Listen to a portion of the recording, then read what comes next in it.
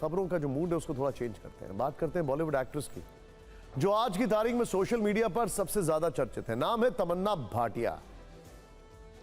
वैसे ये नाम आपने पहले भी कई बार सुना होगा, कभी फिल्म के रोल को लेकर, कभी आइटम सॉन्ग को लेकर, लेकिन इस बार इनकी चर्चा हो रही है 6 करोड़ 20 लाख रुपए वाले एक कॉन्ट्रैक्ट को लेकर। मामला कर्नाटक से जुड़ा है, इसीलिए इस चर्चा में सवाल भी है, राज्य सरकार का जवाब भी है और क्षेत्रवाद वाले एंगल से बहस भी है।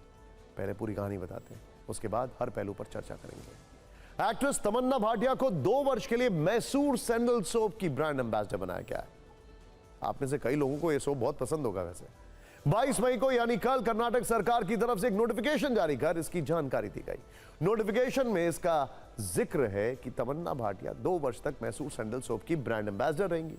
यह भी लिखा गया है कि इसके लिए उन्हें 6 करोड़ 20 लाख रुपए की रकम दी जाएगी। कर्नाटक सरकार के इस फैसले के बाद सोशल मीडिया पर सवालों की बौछार है।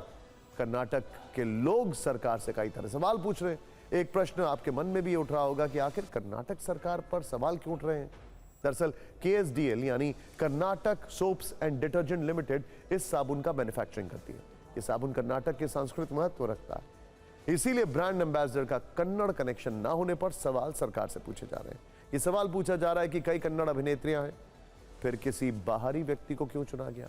रश्मिका मंदाना का नाम लेकर पूछा गया कि कई कन्नड़ अभिनेत्रियां थी, फिर तमन्ना भाटिया को यह कॉन्ट्रैक्ट क्यों दिया गया। सिर्फ कन्नड़ एक्ट्रेस को इस ब्रांड को प्रोजेक्ट करने का अवसर दिया जाना चाहिए था।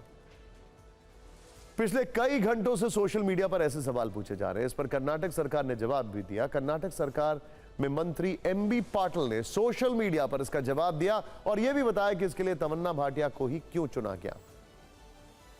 यह लिखा कि कन्नड़ फिल्म उद्योग के प्रति गहरा सम्मान और आदर है। कुछ कन्नड़ फिल्में तो बॉलीवुड फिल्मों को भी टक्कर दे रही हैं। मैसूर सैंडल का इरादा कर्नाटक से बाहर के बाजारों में भी पहुंच बनाना है। कर्नाटक का गौरव राष्ट्र का रत्न भी है, इसीलिए कई मार्केटिंग एक्सपर्ट से बात करने के बाद बोर्ड ने यह फैसला लिया।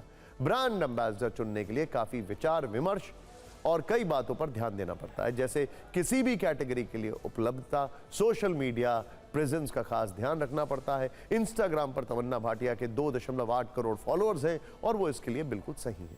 कर्नाटक सरकार मंत्री MB पाटिल ने नाम लेकर बताया कि कई कन्नड़ एक्ट्रेस को लेकर चर्चा हुई, लेकिन उनको कॉन्ट्रैक्ट नहीं मिल पाया। इसकी वजह भी उन्होंने बताई। ये बताया कि दीपिका पादुकोण के नाम को लेकर चर्चा हुई, लेकिन वो बजट में नहीं थी। रश्मिका मंदाना को भी इस कॉन्ट्रैक्ट को लेकर अप्रोच किया गया था, लेकिन उन्होंने दूसरा प्रोजेक्ट साइन कर लिया था। इसके अलावा कियारा आडवाणी, पूजा हेगड़े समेत और भी अभिनेत्रियों का नाम लिया गया। आपको बता दें कि पिछले कुछ वर्षों से कर्नाटक में कन्नड़ एक बड़ा मुद्दा है और इस मुद्दे पर कंट्रोवर्सी होती रहती है और कर्नाटक सरकार के इस फैसले पर भी विवाद की अभी सिर्फ शुरुआत है।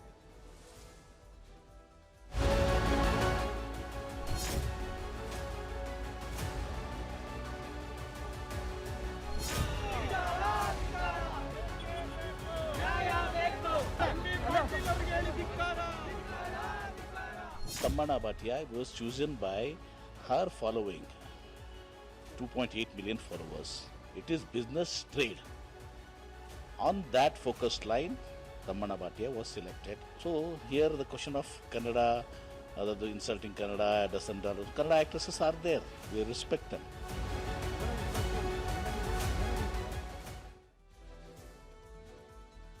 यहां पर आपको मैसूर सैंडल सोप के बारे में भी जानना चाहिए। वैसे मुझे पता है, कई सालों से ये मेरा फेवरेट है। खैर, इस सोप की ब्रांड एम्बेसडर तमन्ना भाटिया है। 1916 में मैसूर के महाराजा कृष्णराज वाडियार चतुर्थ ने प्रथम विश्व युद्ध के दौरान रुके चंदन के व्यापार को देखते हुए बेंगलुरु में सरकारी साबुन कारखाना स्थापित किया था। इसके बाद 1918 में पहली बार मैसूर सैंडल सोप तैयार हुआ। शुद्ध चंदन तेल से बना यह साबुन अपनी प्राकृतिक खुशबू के लिए मशहूर है। आपको जानकर हैरानी होगी कि कृष्णराज वाडियार चतुर्थ को महात्मा गांधी सेंट राजा कहते थे।